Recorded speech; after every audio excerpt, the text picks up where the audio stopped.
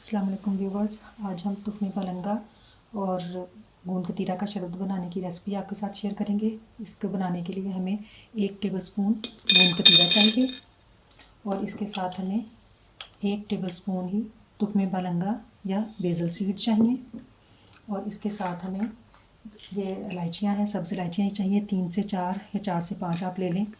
इतनी क्वांटिटी के लिए ये नहायत मुनासिब होंगी। ये गूंद कतीरा है, इसको हम रात को ही भिगो देंगे।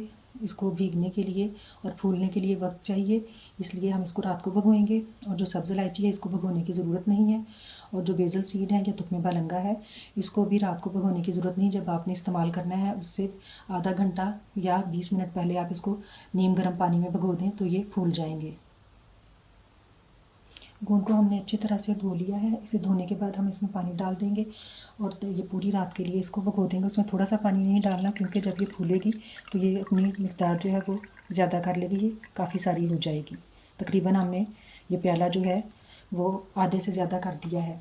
और अगर आपको जल्दी है और आपने जल्दी बनाना है, ओवरनाइट आप नहीं भिगो सकते, तो आप इसको पहले पीस लें, कूंडी डंडे में पीस लें। ग्राइंडर में पीसनी थोड़ी सी मुश्किल होगी, पीसने के बाद आप भिगोएंगे तो ये जल्दी फूल जाएगी। अब तुख्मे पलंगा हमने जो लिया था हम इसको भी भिगो लेंगे और इसके लिए भी थोड़ा सा पानी नहीं डालना, पानी थोड़ा सा ज़्यादा ही डालना है ताकि ये अच्छी तरह से भीग जाए। क्योंकि मेरे पास टाइम है तो मैं इसको नॉर्मल पानी में भिगो रही हूँ। अगर आपको जल्दी है तो आप नीम गर्म पानी में भी भिगो सकते हैं और चम्मच के साथ सारा तुख्मे पलंगा जो है वो नीचे डुबोने की कोशिश करें ताकि ये पानी में फूल जाए। हमने गूंद कतीरा को रात को भिगो दिया था और इसमें खुला पानी डाल दिया था और ये 1 टेबलस्पून था और आप देखें ये पूरा प्याला जो है वो इसके साथ भर चुका है। इसी तरह से तुख्मे पलंगा जो है इसको भी इतना भिगोना है कि ये अच्छी तरह से फूल जाए। और अगर आपको जल्दी हो तो आप इसको गर्म पानी में भी भिगो सकते हैं। इसके साथ हमने ब्राउन शुगर ली है, आप वाइट शुगर या गुड़ का इस्तेमाल भी कर सकते हैं। और ये हमने सब्ज़ इलायचियाँ ली हैं, ये 5 अदद हैं, आप 4 या 5 ले सकते हैं। इसके बीज जो हैं वो हमने निकाल के इनको पीस लेना है।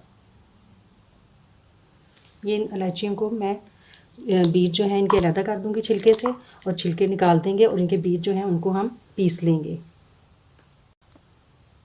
हमने ये बीज निकाल लिए हैं, अब हम इनको बारीक पीस लेंगे। अब हमने इलायची के बीज को पीस कर इसका पाउडर बना लिया है। अब हम इन तमाम अज्जा को गूंद कतीरा, तुख्मे पलंगा, चीनी और इलायची पाउडर को इस जग में डालकर इस मधानी के साथ कर लेंगे। ये मधानी हम पाकिस्तान से लाए हैं और आप चाहें तो इसको ब्लेंडर में ब्लेंड भी कर सकते हैं।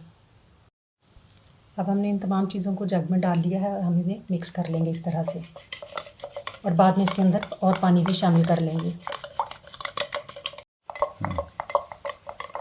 अब इसे मिक्स करने के बाद अच्छी तरह से हम इसके अंदर और पानी शामिल कर लेंगे। आप चाहें अगर आपके पास ना ठंडा पानी हो तो बर्फ़ का इस्तेमाल भी कर सकते हैं। हमारा पानी जो है वो बहुत ठंडा है इसलिए हमने बर्फ़ का इस्तेमाल नहीं किया। इफ्तार के लिहाज से ये ड्रिंक बहुत मुनासिब रहता है, ख़ास तौर पर गर्म इलाकों में। शुक्रिया।